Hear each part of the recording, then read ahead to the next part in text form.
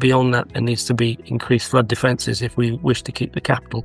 Your water bills go down if you have healthy soil. There's going to be water scarcity if we don't manage our water resources better. Welcome to the Society of the Environment EnvCast, where we feature special guests highlighting an environment top 5 each month. Each month, we welcome 2 environmental professionals to explore what they believe to be the top 5 things to consider within a particular topic. Topics range from climate to leadership, agriculture to AI, and everything in between. Look out for some curveballs in the top 5 each month, and remember, we can't cover every important thing within a topic. Our aim is to uncover how you can be part of the solution, to learn from the experts, and to sometimes think outside of the box as we strive for a sustainable future. Enjoy the episode.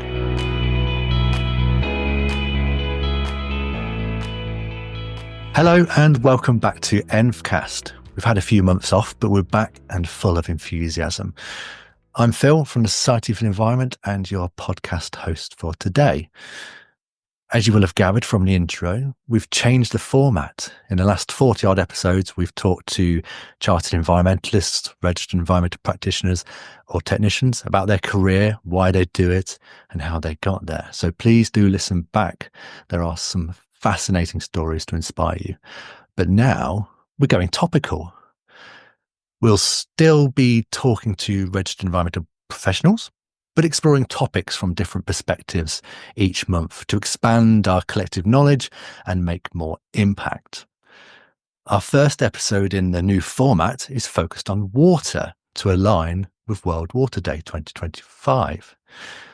We're joined by 2 Chartered Environmentalists today, active in our Soils and Stones project, which is a cross-sector network of current and aspiring registered environmental professionals.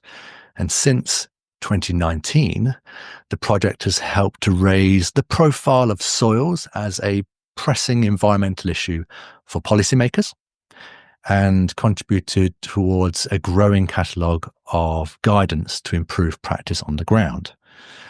Their biographies are in the podcast description, but as an extremely short introduction, I'm very pleased to be joined by Jonathan Atkinson, who is a Chartered Environmentalist via his membership of the Institution of Environmental Sciences, and Robert Earle, a Chartered Environmentalist via his membership of the Institute of Water, where he's also a fellow. So welcome. It's very nice to have you here, both familiar faces, which is always good to kick things off in a new series. So let's get straight into the top 5. We're going to alternate between Jonathan and Robert for the first 4. Then the final item is for them to agree as the top thing to consider for water and environment, the key takeaway for our listeners. So the first one we're going to go into, and it's we're going to directly link to the global theme for UN World Water Day 2025, which is preserving glaciers, or glaciers, depending on which part of the world you're from. And I'm going to hand straight over to Jonathan, if that's okay. Right. Okay. Well, let's kick this off. One could ask, what are people on the Soil and Stones group doing, talking about water or glaciers, for that matter? But actually, as you'll see as we go through the theme of the talk today, things are interconnected, and certainly the environmental services and impacts provided by how glaciers operate it has been significant both in the past and in today's world, and also into the future. There will be significant changes. Glacial melt, as glaciers degrade and retreat in some cases, is a risk that is more and more prevalent as global warming impacts our weather patterns and our temperature ranges around the globe. And we've been losing ice from glaciers and ice sheets for some significant time now.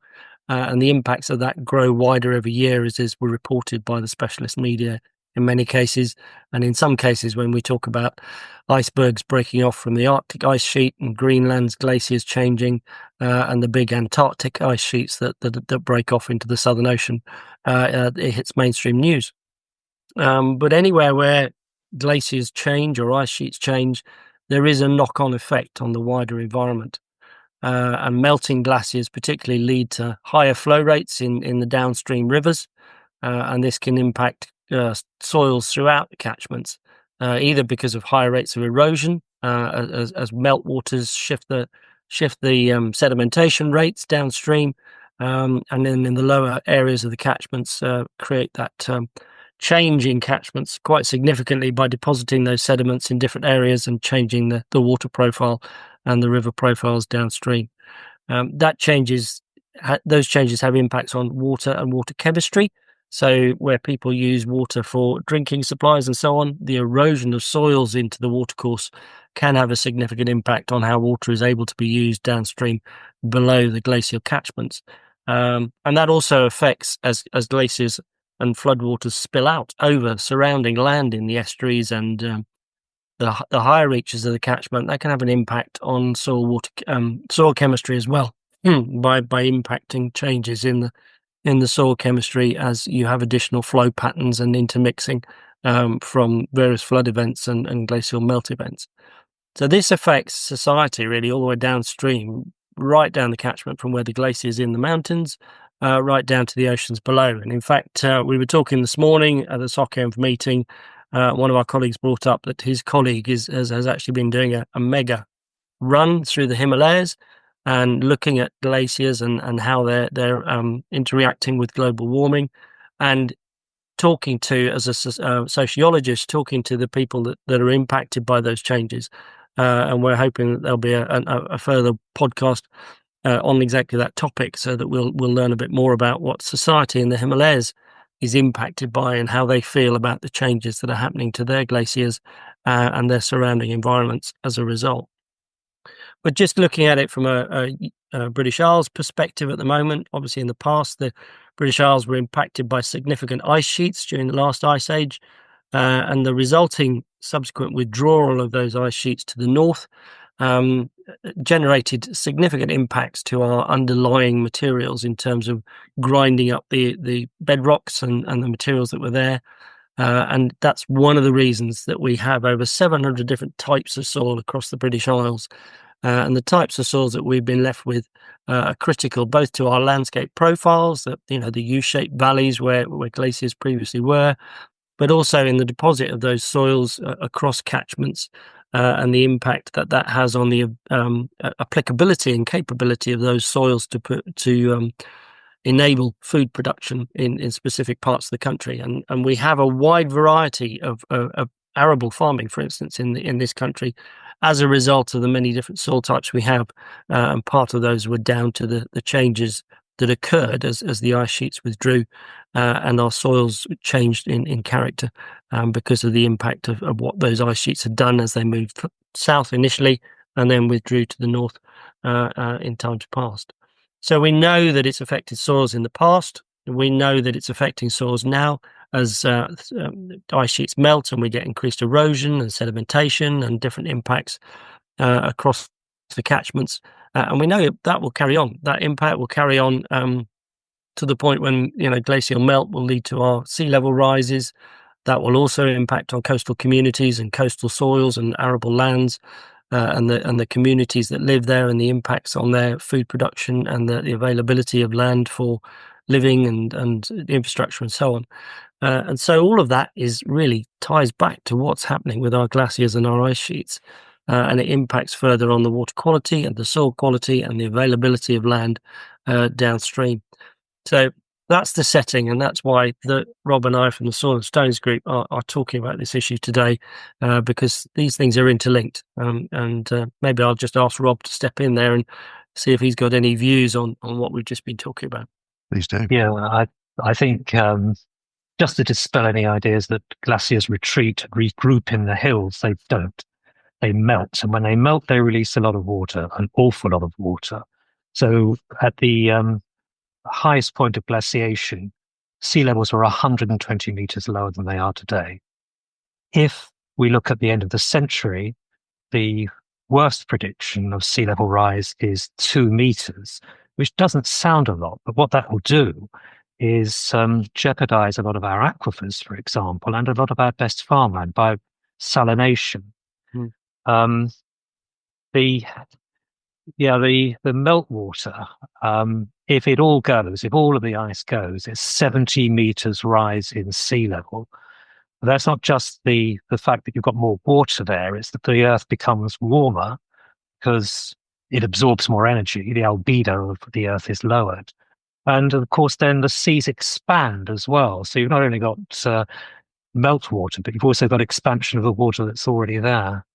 So it just is worse. And if it does go as well, you turn off this Atlantic meridian. I can never say meridional. This AMOC. Basically, it's the engine that drives the currents that bring warmth to the higher latitudes, Britain. And ironically, as the Earth warms up, Britain might actually get colder, which will then affect our ability to feed ourselves and our soils. The other thing, of course, is that it has big effects politically, with parts of the Earth becoming difficult to live in, if not uninhabitable. And you then get large population movements. It shifts agriculture towards places like Canada and Russia. And those big political changes could be more significant than the changes physically in the Earth, certainly for humans. I won't say a big turn-off being prophets of doom here, but I mean, there are consequences of glaciers melting to soils, to the climate, to politics, and yeah.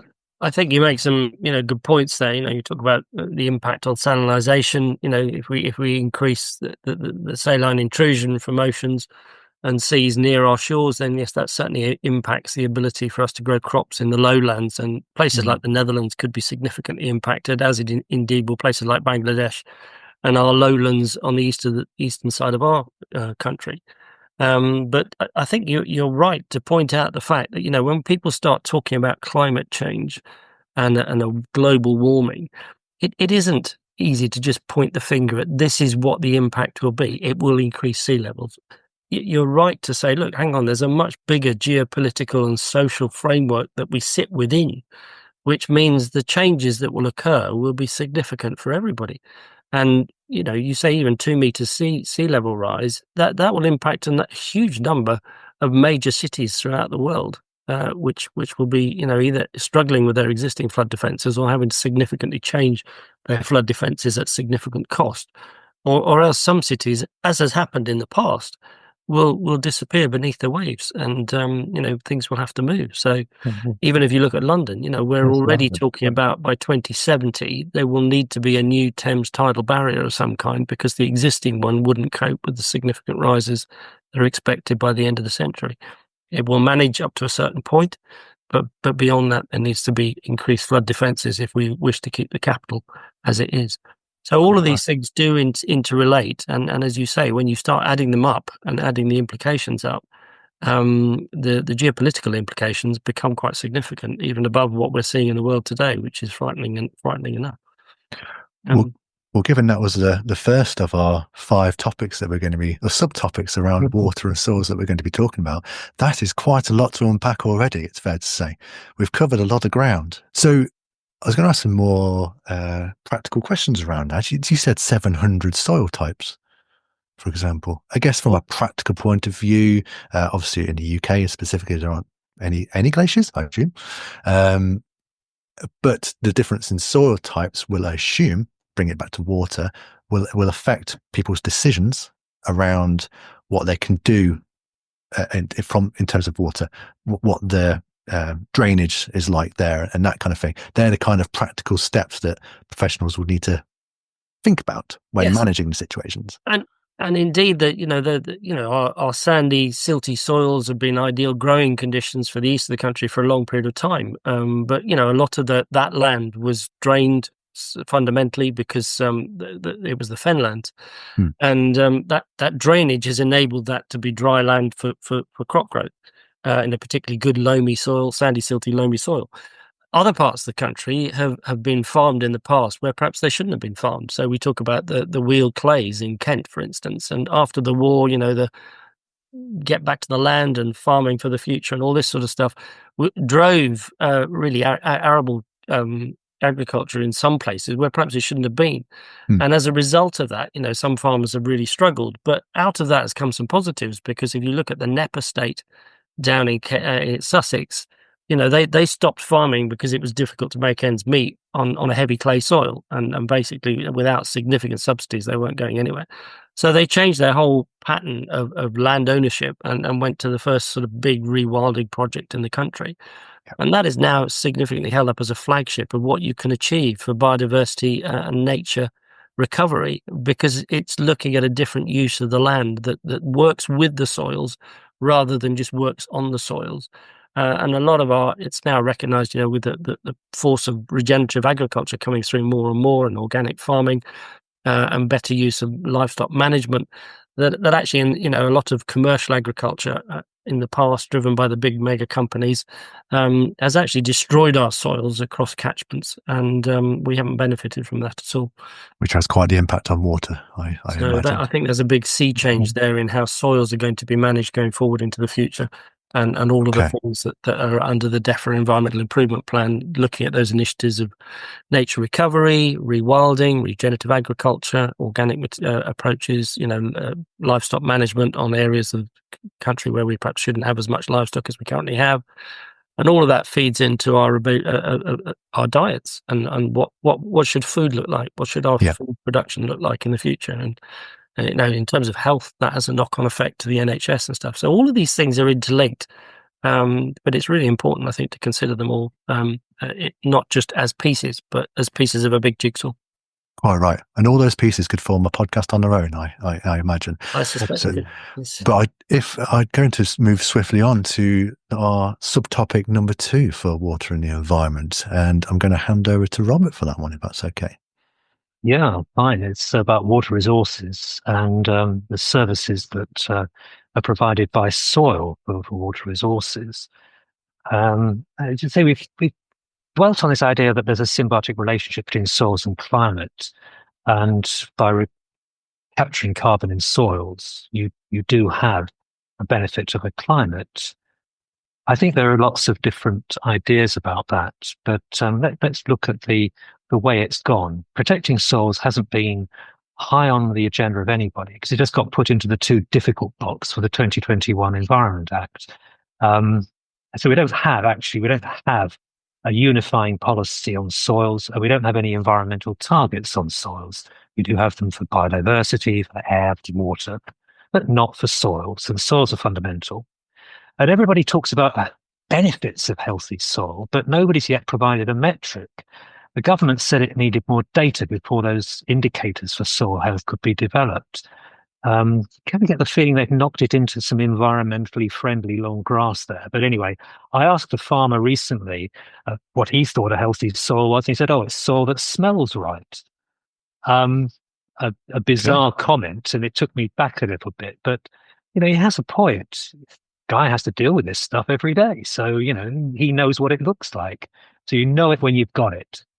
So good soil health does have a benefit to water resources, and it has it in 3 ways. 1 is quality, 2 is quantity, and 1 is cost. Sorry, 3rd is cost. So with water quality, good soil, healthy soil, does filter out nutrients and pollutants that basically come from the air, these atmospheric nutrients and nitrogen and so on. And it turns them into biomass. It turns them into biomass, which becomes part of the soil. And so it does capture carbon by doing that. One of the things that surprised me early in my career was that looking at nitrate migration through the chalk aquifer in East Kent, there wasn't a spike in the interstitial water in the chalk. As you can track it on its way down through the aquifer. There wasn't an increase in nitrates because of artificial fertilizers being put on. That spike came as a result of ploughing up grassland. So basically, you released soil carbon into the aquifer and soil nitrates into the aquifer.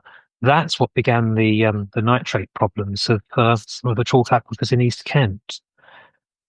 It also, surprisingly, retains stuff like microplastics. So you've now got actually microplastics being found in Roman levels in York. So the soil that was entombed 2,000 years ago now contains microplastics, which is a bit alarming, but at least, they're not getting into the aquifer. Unfortunately, if we don't do something about microplastics, they will. In relation to water quantity, soil absorbs water. It stays in the land rather than running into the sea. So that prevents rapid runoff and erosion.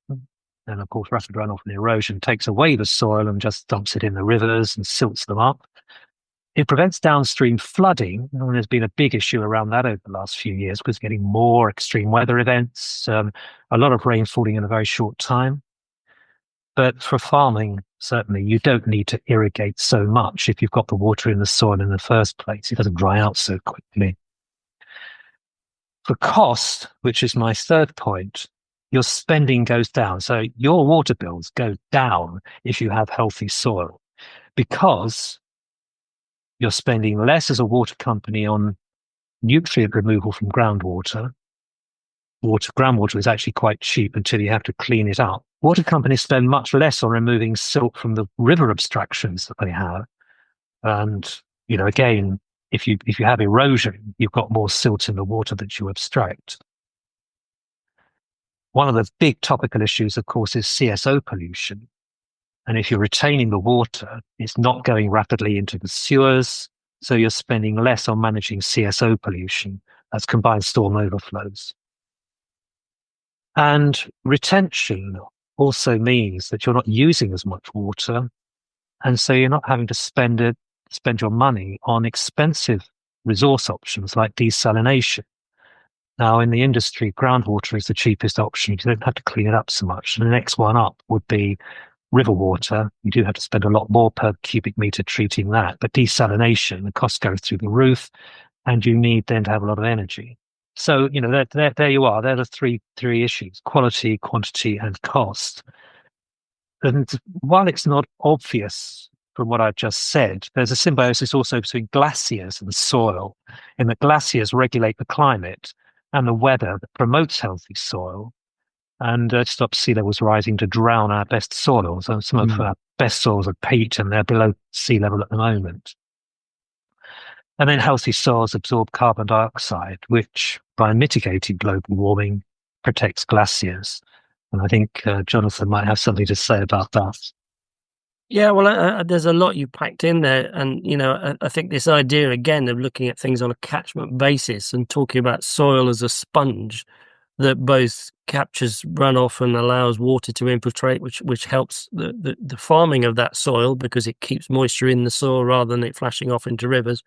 But also, if it flashes off into rivers, you don't get as much seeping into the groundwater. And our aquifers are key reservoirs, if you like, for water resources. And going forward, there's going to be water scarcity if we don't manage our water resources better. And managing our soils enables those aquifers to fill much more productively during the wetter months of the year. And instead of it running off into the rivers and the rivers running down to the sea, and we're losing a lot of volume of water immediately, if we can make sure that soils act as a sponge and they act as an infiltration sponge that enables our aquifers to be replenished every winter period, then we're also safeguarding our water resource both for not just domestic supply, but industrial use and all the other uses that we need to use it for across the board in terms of agriculture and heating and so on. So it's really important that we do consider soils and all their functionality across things. It's not just about we need nice soils to grow, and it would be good if they were a bit moist. It's much more about the whole catchment approach. What do soils do? They enable us to manage our water resource and our water flow and our flooding much better if we look after them than they would do if they don't otherwise. And if we don't look after them, as we've seen in some of the extreme events, as you said, Rob, the higher runoff rate, causes significant damage in cities and towns downstream, and the costs of managing that subsequently are going up and up and up. And some areas are, you're not able to get insurance anymore because of the flood risks, unless you're part of one of these schemes that enable everybody else to pay your higher flood risk. But we're still, in some respects, building new developments in floodplains, and we're not managing our floodplains as floodplains. We're just managing them as concrete channels for rivers to flow through, and there's a high risk of that going into the future. unless we manage the whole catchment. And that means managing the soils across the catchment as much as it means managing the water. Yes, quite right. And building on floodplains, which is always good fun. But that catchment management side of things sounds extremely important. I have so many questions, I must admit, but the whole point of this podcast is to have snapshots, and we're gonna quickly move on, if that's okay, and cover some more ground if we possibly can. But we're going to hand back over to Jonathan. I think we're going to be talking about carbon again, which I think Robert's just touched on. Rob's already led us into this a little bit, but soils are a significant store of carbon, and I think people don't realise as much how important they are. They're as big a sink, or second biggest sink after the oceans, to drawing carbon out of the atmosphere. But that's only if they're living functional soils. If you degrade soils and you get rid of the biodiversity within the soils, then you significantly degrade that carbon sequestration capability. A good live healthy soil will have more microorganisms in it than there are people on the planet in a very small quantity, a handful of soil, or spoonful of soil, even some say. So managing soils so that they are living and healthy is critical, really, to this business of being able to draw down carbon. We can talk about carbon capture from industrial sites and putting captured carbon down into deep sea wells and stuff like this. But actually, we could achieve far more if we just managed our soils in a productive and healthy manner, so that they all became carbon sequestering. The more organic soils that we have, the more that can take place. The corollary of that is if we allow our peatlands to dry out and our wetlands to dry out, we will release more carbon from the soils than is currently going into them. And if we keep cutting down our forests and so on, the same applies. It's not just about the carbon that's held in the plant matter above ground. You look at a lot of trees, and you can see beautiful diagrams of this on the FAO website and others.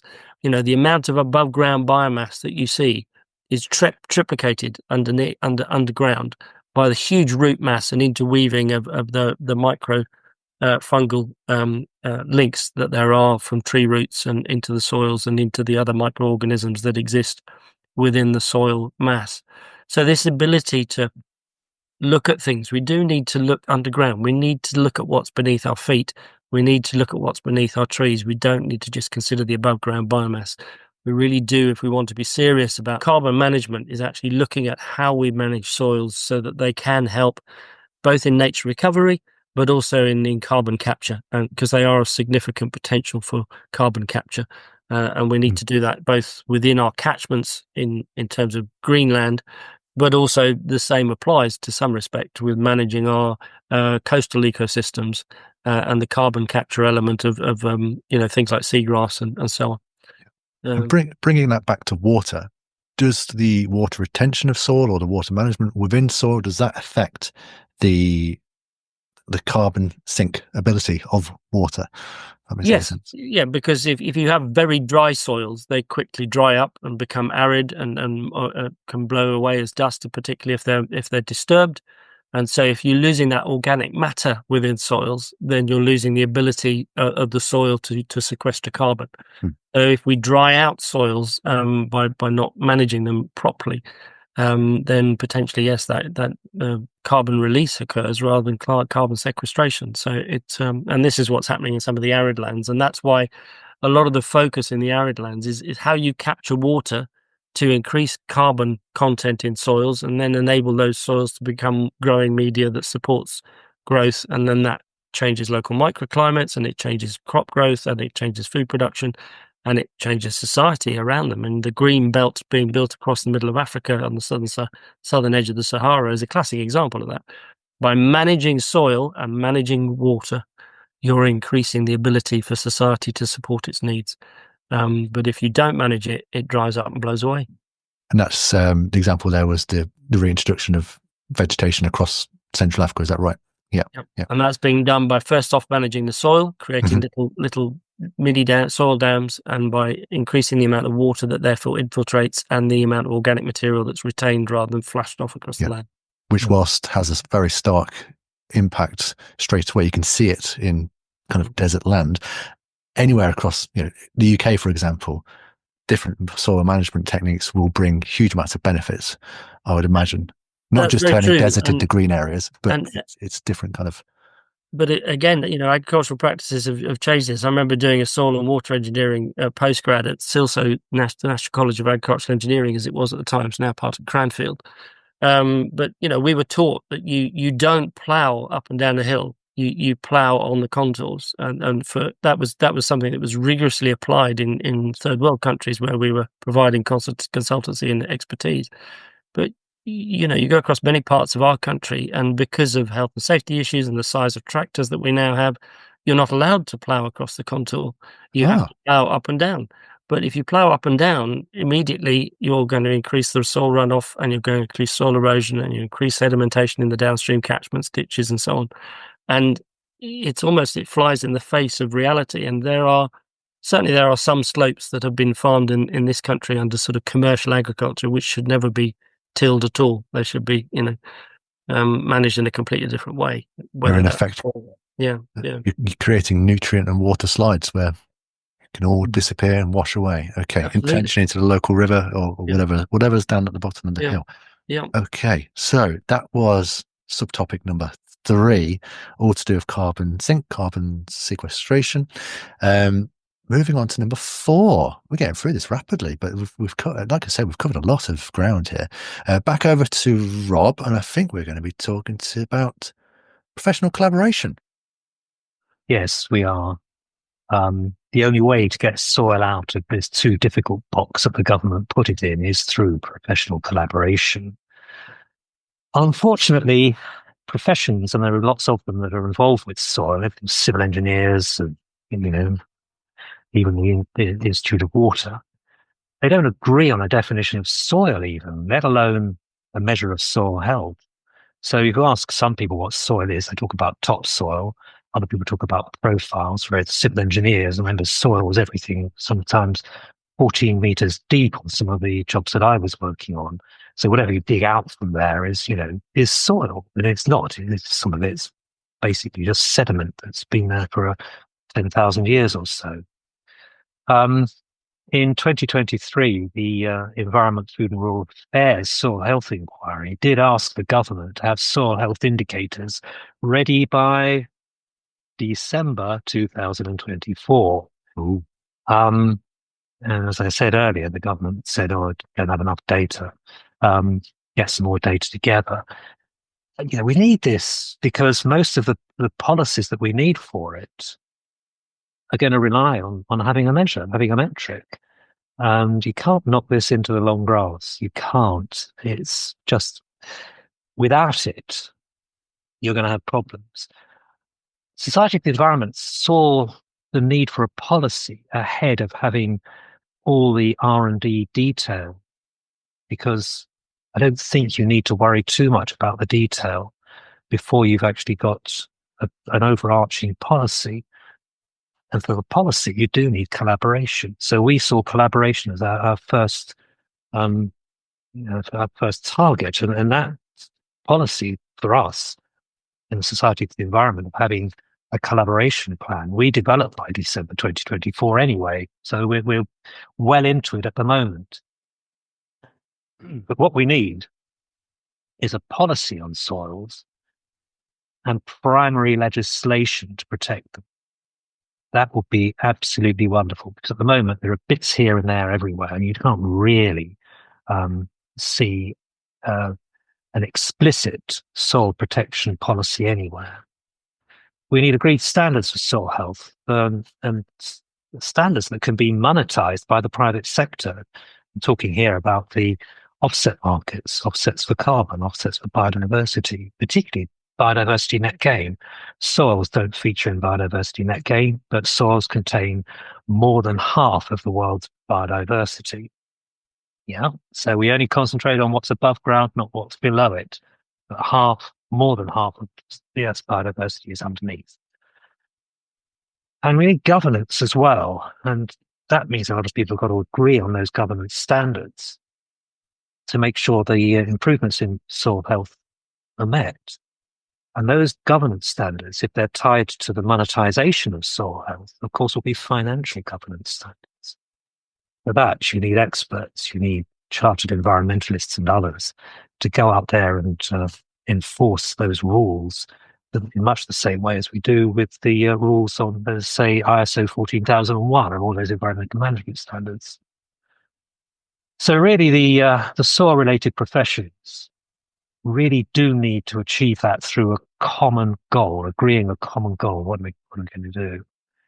And then they can align their individual focus by identifying duplication of effort. You don't really need, with our limited resources at the moment, the different groups doing the same thing. Resolving conflicts of opinion. And I have to point out that with the Society for the Environment's approach to this, focusing on economic growth, that didn't go down well with everybody. But if we don't have economic growth, we ain't got the money to pay for it, basically. So, economic growth can be achieved by nature-based solutions and all of those other areas where soil can be monetized. And then we have the issue of choosing the right people to fill in the knowledge gaps. And that's where the R&D comes in, because we'll need standards written. We'll need various measurement techniques, all these other things that go in that we need experts to work on. But that doesn't have to be done ahead of having a policy, in my opinion. What we can't afford to do, so these are the negatives, we can't afford to whinge and dwell on the problems rather than the solutions. We need solutions. We can't ignore the what's in it for me factor, the Witham factor, as I call it. So basically, everybody's got a big gain from this. Everybody's going to see the benefit. Farmers and industrialists, the whole good lot. They can see that they're offsetting their carbon, and they can see that we can work together and not be criticizing each other. Because frankly, I don't like seeing people blame farmers or other specific groups for poor soil health, when in fact it's policy that has driven those farmers. That's true. They need to put food on the table. I don't think we can hold out the hat for public money that isn't there. So we need to look at private sector investment as well. And I don't think that we should ignore the opportunities for economic growth through nature-based solutions, sustainable land use. Jonathan touched earlier on some of those ideas, but regenerative farming means you don't have to plough so much. Minimum tillage. You've still got to produce food. You've still got to turn the soil. And there may be situations where, for example, heavy rainfall has compacted sandy soils and they need to be turned.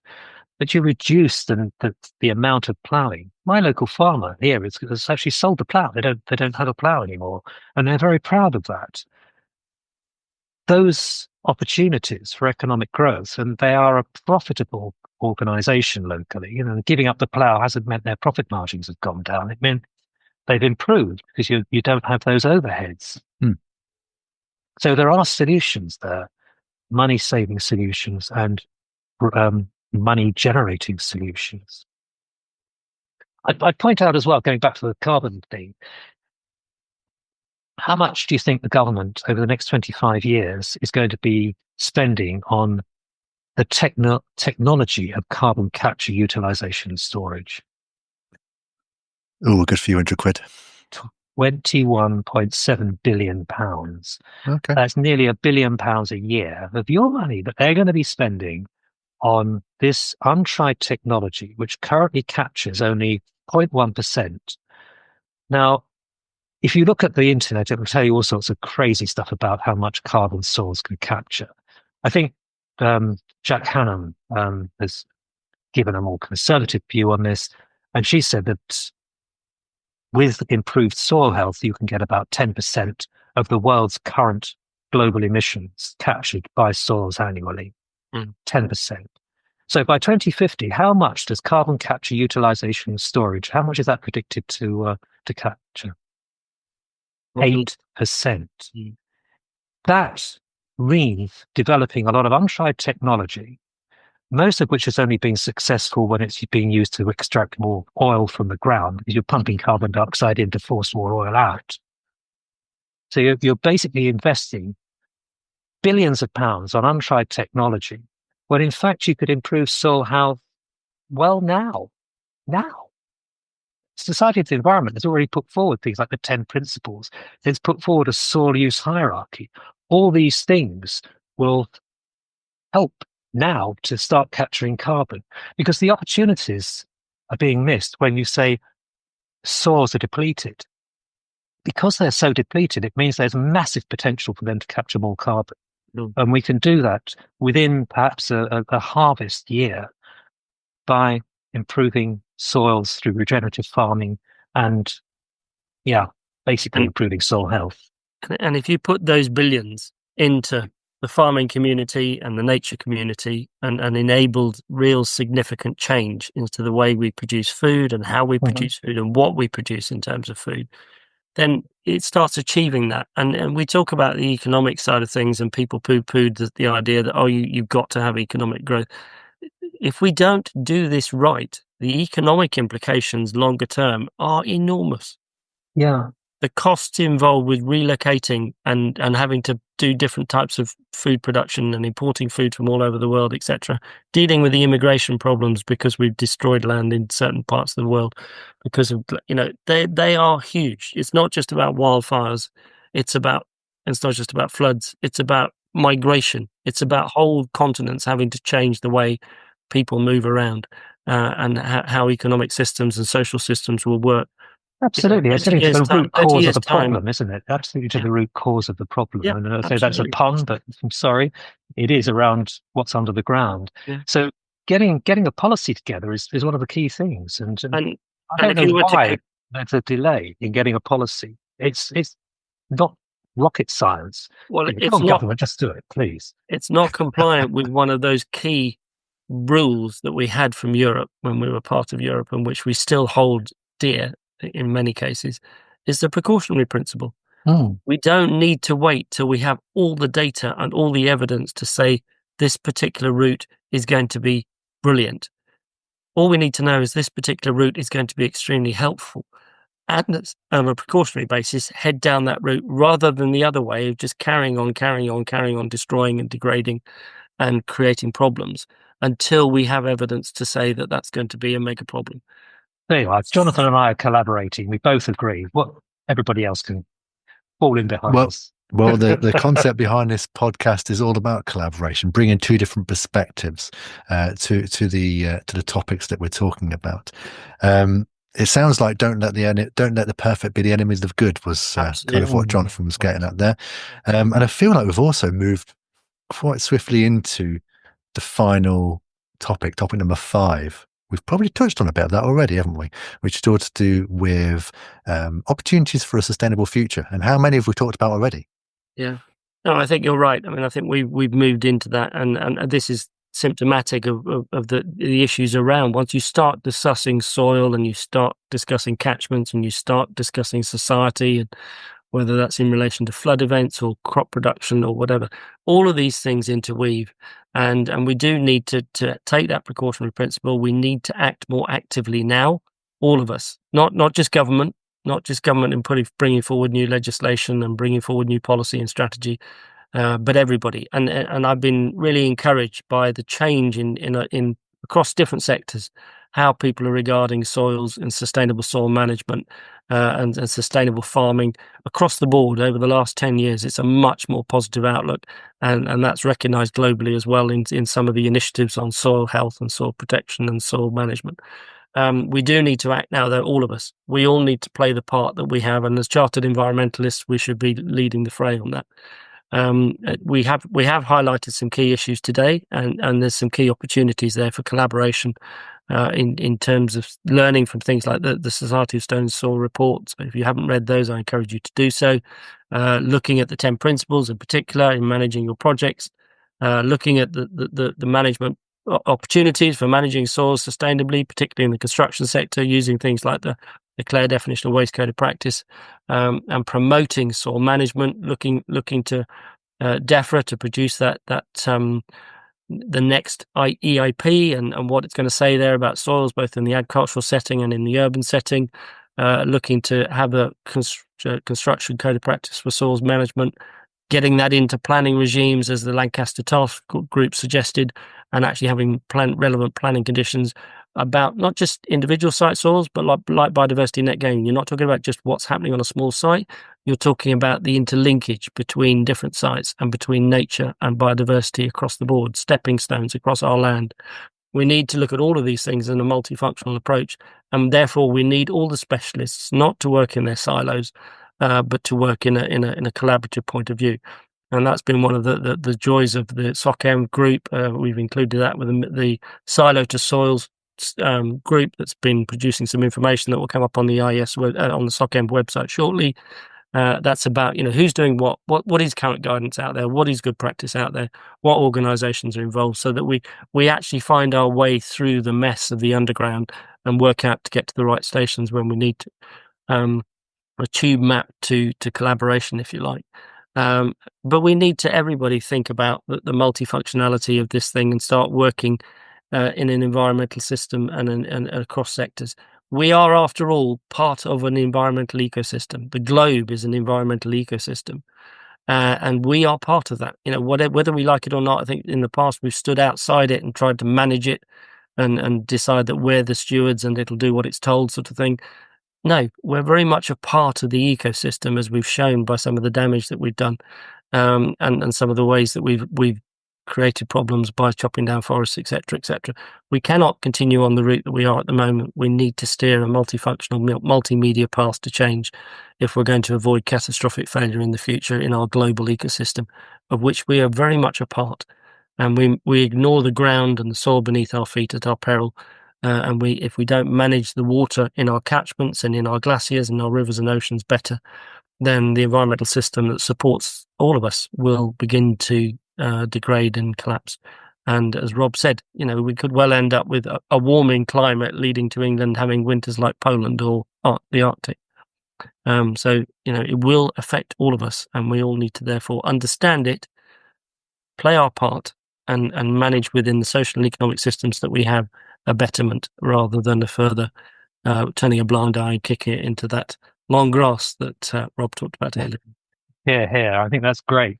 Look, in this Soil and Stones group that we've been working on since, 2019, we have annual targets, and this year we intend to, here we go, ACE it, right? ACEs, advocate, collaborate, educate. So we're going to advocate for policies which recognise the value of soil and stones, the value of soil and stones, the monetary value of soil and stones. By advocating, we'll be answering some government consultation documents, but we'll be pestering the government with what we want. We're going to collaborate to find solutions and shape and share best practice. So some practical steps towards getting documents that will help. And today we came across a great thing that Midley, is it the Midland Land Events, has produced to tie up a lot of these disparate best practice guidance into one document. Yeah, that's the Silo to Soil project. Yeah, Silo to Soil. So look that up, #Silo to Soil. And we're going to educate people through published articles, CPD events, and podcasts like this one. Yeah, this is how we're going to educate. One of the things that I think we ought to be doing is identifying the opportunities for government, particularly. The government at the moment is looking for growth, economic growth, and we've got to be sensitive to what's in it for them. And we've been telling them this, I think, since 2021, different government, but here we go. Economic growth can be achieved through soil biodiversity net gain and soil carbon offset markets. It can be monetized through a cryptocurrency tied to the natural capital of soil. You can get innovations that the United Kingdom can market to other countries, best practice expertise and services, Chartered Environmentalists going out there and being evangelists for soil. Soil, in terms of soil resource efficiency, which one of Jonathan's areas of expertise. Soil health governance. B&G metrics, the biodiversity net gain metrics, they do need to be developed for soil. And something that we've been talking about since 2021, vertical farming solutions, where you're reducing food miles and reducing the pressure on soils for intensive agriculture. So these are vertical farms in cities that work off solar energy. And also things like effective nature-based solutions, flood mitigation, regenerative agriculture, and anthrosol technology. That is, well, soil made by humans. This technology is 6,000 years old, easily. A friend of mine did some work in Orkney on them. But basically, you put biochar back into soil from the pyrolysis of organic matter. I mean, it's one of the solutions, but it's actually something that does work and ties up carbon long-term in the soil, as well as soil fertility long-term. Terra Rossa, I think there's a paper on that on the SocEnv website that you can read. Okay. Government also has cost savings that they can look at. You have reduced fertilizer and pesticide inputs.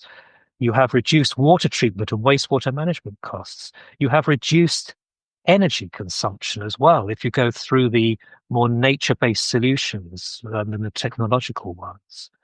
But I think one of the things the government does need to look at long-term is the benefits of resilience through better soil management and having a decent policy. You get improved food and water resource security. You get less exposure to extreme weather. And you get a reduction of the global risks. You're looking at the root cause of some of those by addressing soil health. The loss of this this engine that drives this current that brings us heat. We're looking at the sea level rise, the resilience against sea level rise, and resilience against political instability. So, taking Jonathan's point that everything on this planet is interlinked, I think a simple shift in policy on soils will not only generate economic growth, but it also protect water resources, which is where I come from. Guarantee food security, which is very close to my heart. I don't want to go hungry, thanks. And it will save the Earth's glaciers, which is where we came in. So, sermon over, I'll get off my soapbox. I was going to stop you at some point, but we are flying over our time now, absolutely soaring. But I'm very pleased you mentioned glaciers there, which brings us full circle back to where we started with the World Water Day theme. But there's some strong call to actions there throughout. I was worried when we came up with this new format that top five would be too narrow. We'd miss so many things, but I feel like we've covered an extraordinary amount there. And maybe I might limit it down to 3. I'm not sure. We'll see how things go. We've given you the seeds for plenty of other podcasts. This is true. This is very true. Yeah. So thank you very much for that. More work to be done. But yeah, strong call to action for collaboration and to act now, it's fair to say. And we've mentioned a good amount of resources there for you to learn from. Learning from trusted resources is key to knowing what you're doing and finding out what good practices out there. So hopefully you'll continue to listen to the EnvCast podcasts, which will have guests like Jonathan and Robert every month throughout this year at least. But also Jonathan that mentioned the IES event coming up on the 23rd of June, to give that a plug, which is dialogue between disciplines.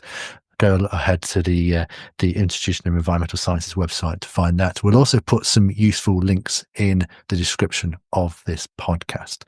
So thank you very, very much to our guests today. We have covered a lot, as said. I trust that listeners will hopefully have found it valuable. If you have any ideas, the listeners this is, of what could have been in your top 5 for water and the environment, let us know in the comments. We're keen to keep this conversation going. The more we talk about it, hopefully the more action, or the more, we turn talking into action. But the more people know about it, the more action we'll start to get. And finally, like I said, please check out the links and the resources in the podcast description to keep on learning. Thank you very much again. Thank you very much to our guests, and we shall see you in the next podcast. If you've made it this far, please remember to subscribe wherever you're listening to this episode so you don't miss the next one. Also, rate our podcast and leave a comment to help us reach more people. Thank you very much for listening or watching on YouTube. We look forward to the next episode next month. See you then.